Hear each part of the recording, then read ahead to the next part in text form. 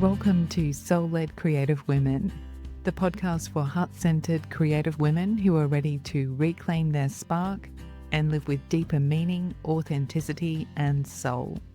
So today I have Silvina Lanusse with me. Silvina is a mixed media artist whose landscape collages explore the emotional connection to place, memory, and identity.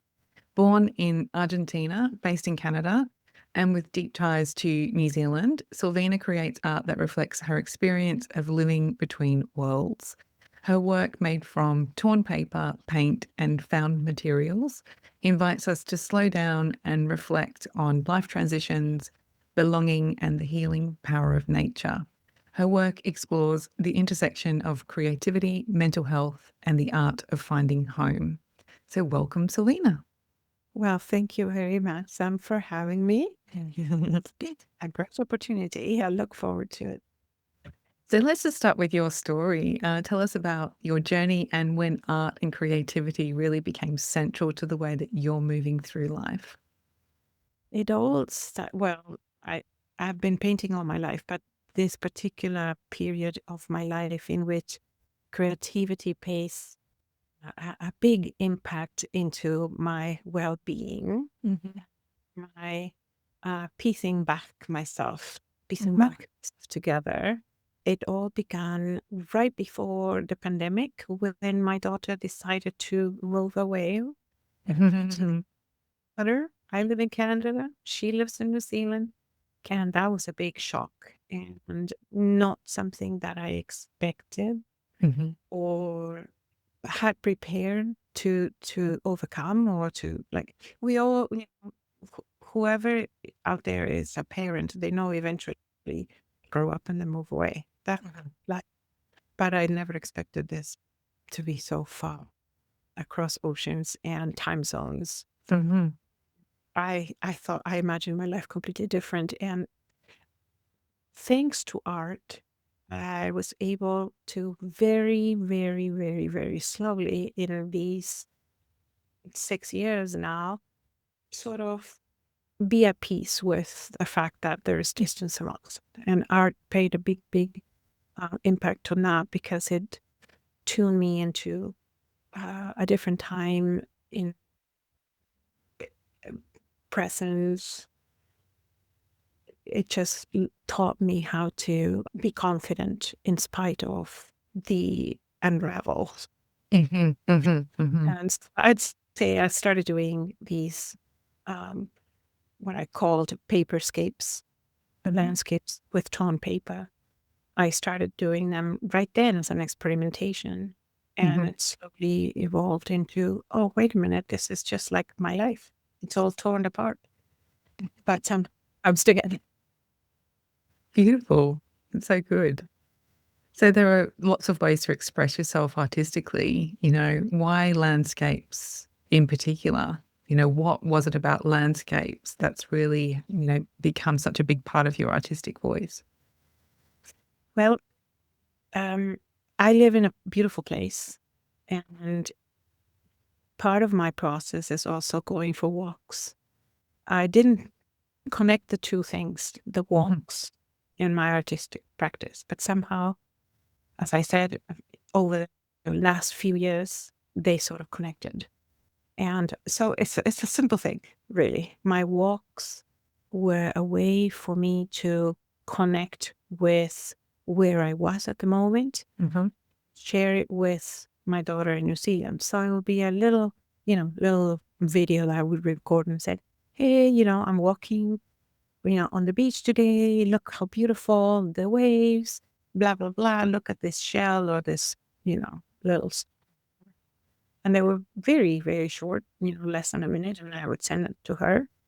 And that prompted me to look more to the Mhm. details instead of just walking, to Mhm. observe how the rain is falling on that particular leaf, record how uh, the sky and the clouds make, this fantastic shape, record. And all that came back to my studio. And I didn't know it. It was very intuitive, but Mhm. slowly said landscapes are the thing that tie myself to my present and also my distance. And then the other thing is that landscapes in New Zealand are very similar in many ways to the landscapes on Vancouver Island. Small color palette are not necessarily the same in Vancouver. In New Zealand, the deep blues and turquoise of those waters are very intense. Here is more of a grayish blue, if you want. But still, the landscapes were connected in the shapes and forms. So I said, oh, this landscape, is it New Zealand or is it Vancouver Island? Well, it could be both. So that's also a way. So it all kind of developed that way. And have you spent quite a bit of time in New Zealand as well with your daughter? Yeah. I did. Yes, we've been there a couple of times now, and I'm heading out there again in April. Okay, excellent. Yeah, that's beautiful. They are like, there's something very similar or familiar between those two destinations. Yeah, and it's probably like you said, like it's just sort of shapes and really simple, subtle things rather than anything specific. So that's really, really powerful. I love that. Mhm. So tell us a bit about how it's felt to create some of your favorite pieces. Feel free to share like your process and what sort of materials you love to use the most. So it all started with being hooked on jelly plate printing. Okay. Somehow along the lines, I started learning that, and then I had a stack of paper, beautiful colors, beautiful patterns and shapes and things, and I'm like, they don't quite make it into a finished piece. I don't want to deal with paper and frame it. What am I going to do with it? I'm not going to recycle bin. So that brought me to, okay, I'm going to use them on my paintings. And that's where I start tearing old papers that I've created and then incorporating other textures and other types of paper that I would get from old maps that I've traveled, or little pieces that I've found somewhere, books, pages, ripped off books. I love those. Every time I go and look into a book, I have to touch the type of paper. I have to see the font. Is it a large font, small font, this type or this other font? How dark is it? Is the paper? I have one that I absolutely love. It's a very, very old brown paper from a book that I sort of inherited from family, and that is just tears apart in my hands. All those things I just bring together, and they sort of speak to me, but I don't have a plan ever. I may have an idea, or I want to do this particular water or this ocean, but then the mountains behind and the trees, I just add as I go. So intuitive. Very intuitive. Yeah. Yeah, that's beautiful. Yeah. What type of art were you making before you landed on the landscapes? Before that, it was a bit of a transition. I was doing more figurative work. Okay. And specifically, what was the key transition was that I was doing a collaboration with a poet, and I was interpreting her poems. And so it was figurative art, and then incorporating all these written words in it. And so that sort of became mixed media collage, sort of interpretive art. And from there, I moved away from that and went into the landscapes. So that's how it sort of came from. Quite different though in terms of the forms and shapes and things. So yeah, what a journey. That's really, really, really lovely to hear that. And I guess, for you, like in that intuitive, deeply intuitive process, how does it feel inside when you're creating like that? Where's the magic for you? The magic is in disconnecting. Okay. Although connecting. So it's a disconnect. So I disconnect with the turmoil that it is outside, and connect with myself or connect with my little tiny studio surroundings. So that is the high of it all. It's just for the duration of that session, all worries go away. Mm. And I am very focused on letting the paper, because that's also true. The paper, when you tear it, you don't, depending on what type of paper it is, if it's rice paper or tea bag paper or book paper or magazine, it all rips differently. Sometimes rip and tear from side to side or from top to bottom. And then it leaves a different mark if you go this way, the other way. So it all sort of becomes like a therapy in a way, because I let it guide me. And I'm like, okay, it wanted to tear this way, not the way I wanted. Yeah. Okay, deal with that. A lot of letting go. Yes, a lot of letting go. Exactly. And so do you paint first, like the basic shapes, and then lay the collage over, or do you paint on top of the collage? How does the paint kind of come in? We do a first layer of just a plain color. Okay. I've been using a lot of oranges and yellows, but again, transitioning into something different, and I'm doing blacks, the first layer. Okay. And then I sort of, with very little color palette, I just paint a bit of what I want to draw, let's say the mountains and the ocean. And then from then on, it's free, everything. Yeah, okay. Like all the paper work becomes wants to. That's great. I mean, there's freedom in that, right? You can get really tight and caught up in art as well. You know, it's obviously got lots of healing elements to it, but people do, you know, myself included, you know, you can get really tight and stuck in your ways, so to speak. So leaning into such an intuitive process is actually very freeing and a beautiful, beautiful discovery, I'm sure, as, you know, the artist. It's been very liberating for sure. Yeah, absolutely. So you touched on it a little bit before, but tell us about your relationship with nature. I mean, you go for your walks and you're sort of collecting snippets along the way. But how does sort of nature and the physical world around you really interplay, you know, with your landscape art in particular? You know, is there a sense that, you know, you really need to cultivate that connection to nature as part of your creative process? Tell us a little bit about that. Nature plays a big role for everybody, especially here since moving to Canada. I realize that people love, even if it's raining, they love going for walks. They like going hiking. They like to go in the ocean in the summer. There's that piece. And I became very infatuated or in love with that aspect of being part of that culture and being so connected. And again, going for walks and just letting the landscape sort of talk to me in a way, although it sounds weird. And Yeah.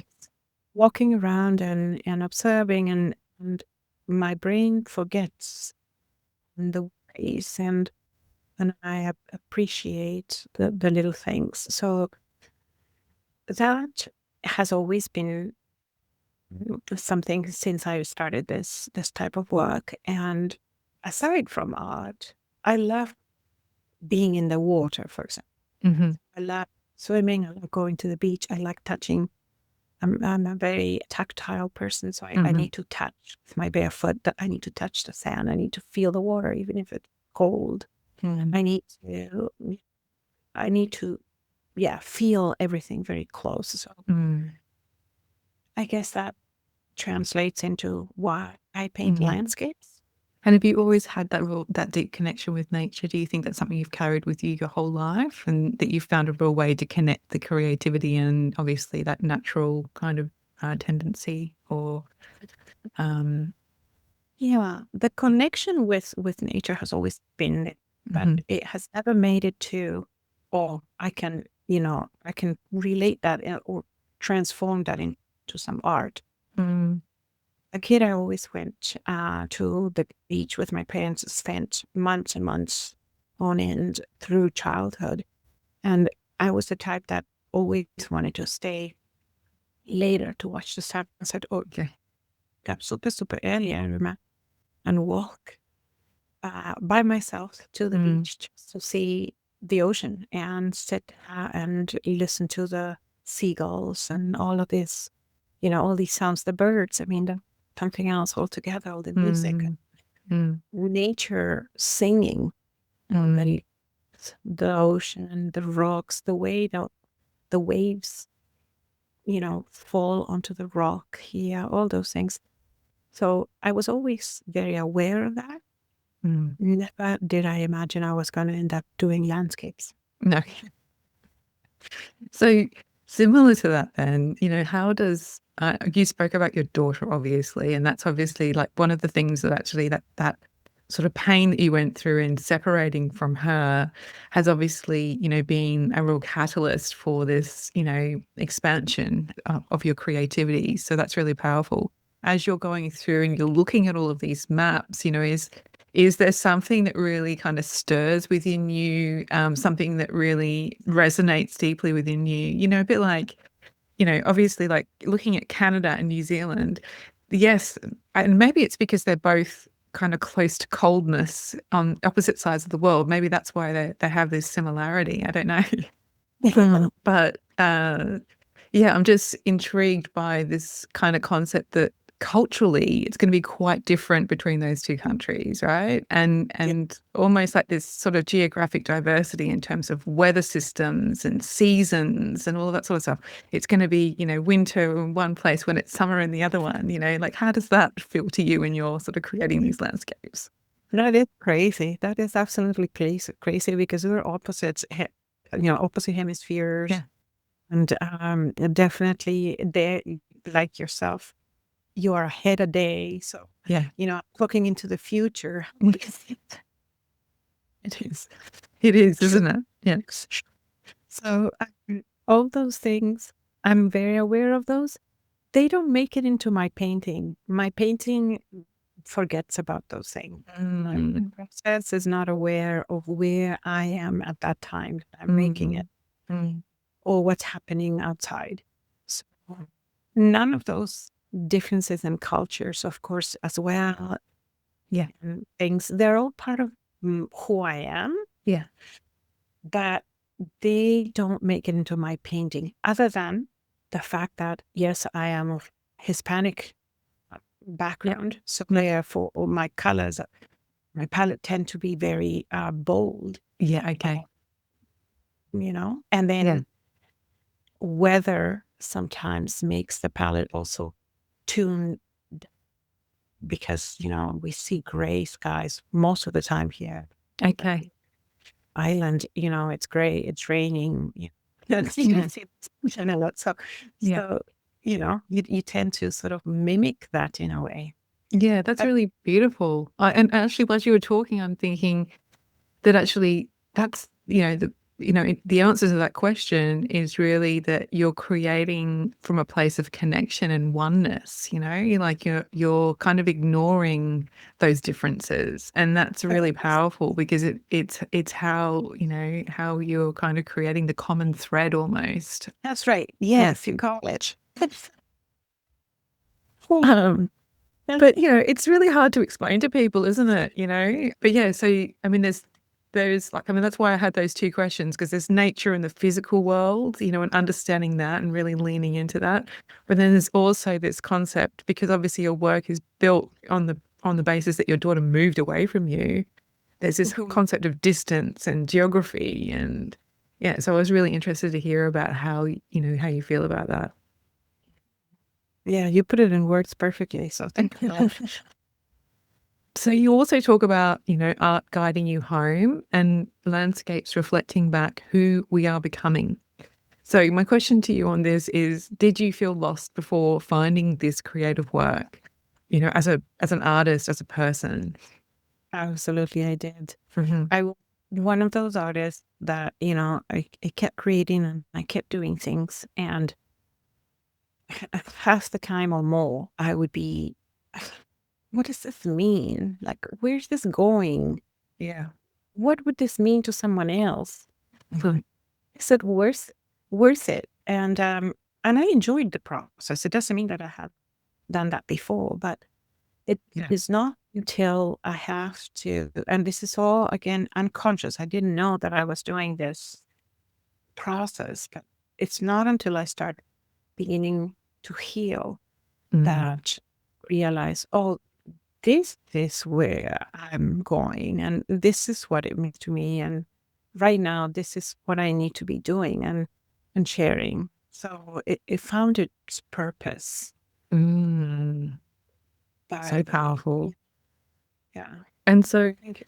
do you think it comes from a place of like, because obviously the connection with your daughter and her physical presence in your life, but it sounds like it was a very important thing for you. So do you think you almost need to have,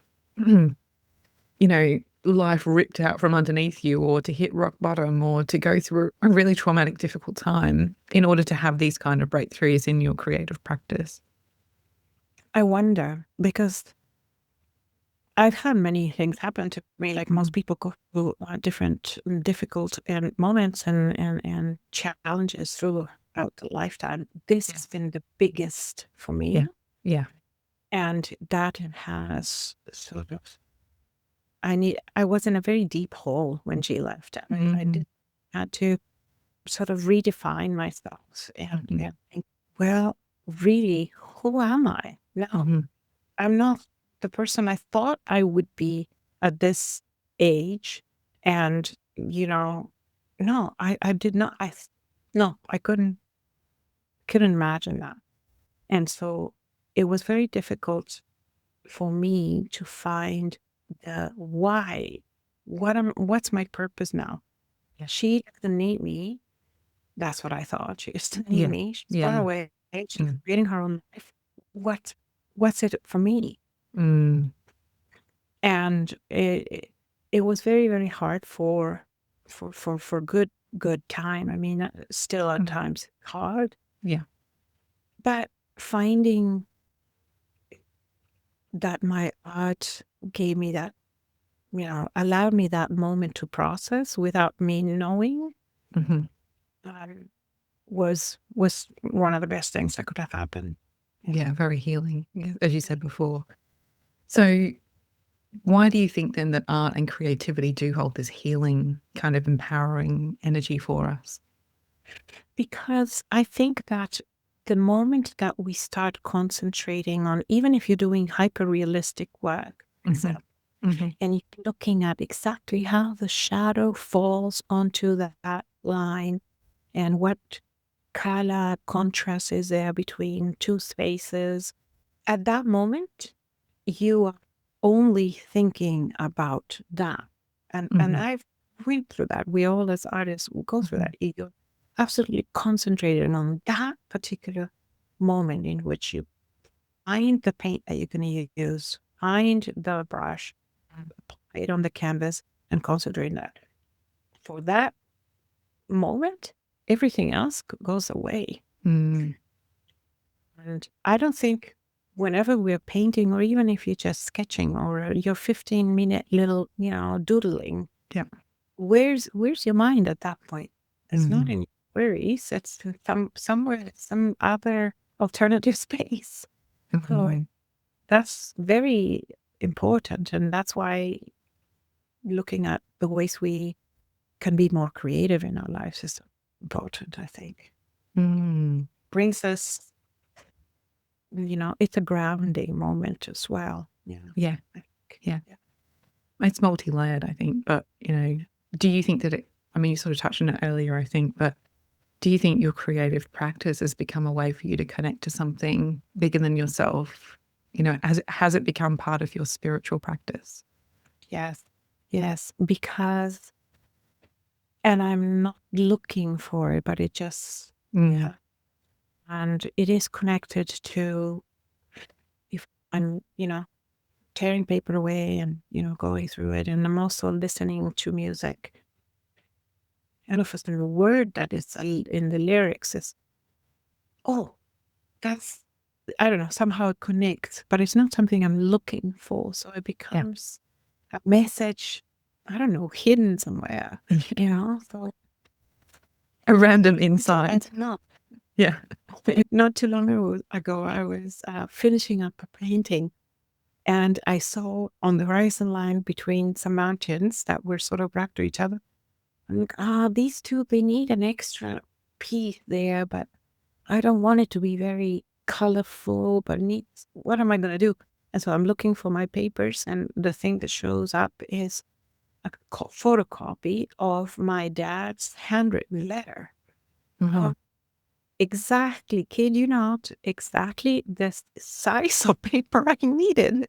Wow. Like, how did that happen? So that piece, Mm. I applied that handwritten letter, and, I just touched it, and, I connected with it. I wasn't looking for it. It just happened. So powerful. So Yeah. so nice when that happens, isn't it? These little tiny little minute details that no one else is really particularly bothered about, but it feels like a real big deal for you. And I mean, and I don't look, as I said, I'm not looking for them, but No. it's Yeah. amazing. Yeah. So for all the women who are curious about finding their way home through art, what powerful message or question would you like to leave them with today? I would like to say to them, allow yourself to be imperfect, and let your practice mirror your life. And if your life is imperfect, your practice will show those imperfections. But in that's perfect in itself. I mean, connect to the moment and allow for imperfection. And that's just beautiful. Imperfections are beautiful. So beautiful. So how can people get to know you better, Silvina, and get a real feel for the work you're doing? Well, they can go to my website, which is silvinalanuseart.ca. And they can also find me on YouTube for my Walking for Inspiration video. Okay. And Instagram, Silvina Lanusse Art. Yeah, awesome. Thank you so much for coming and chatting with me today. Love your beautiful landscapes. Enjoyed our conversation so much. Thank you. It was fun and very peaceful, and I really look forward ever since I started listening to your podcast. I'm honored. Thank you. Thank you very much. Hey, Sam here. Thanks for listening to the end. If you love this episode, I would love to hear from you. Please send me a message on social media. You can find me on Instagram at Sam Horton Studio. For more episodes like this, please subscribe to my podcast, Soul-Led Creative Women, on your favourite platform. You'll find all the links at samhorton.co/podcast. The themes and tools explored in this episode feature in my new online program, Empowered Creative Soul. To find out more and join the waitlist for VIP perks when doors open, please visit samhorton.co. The direct link is in the show notes. Take care.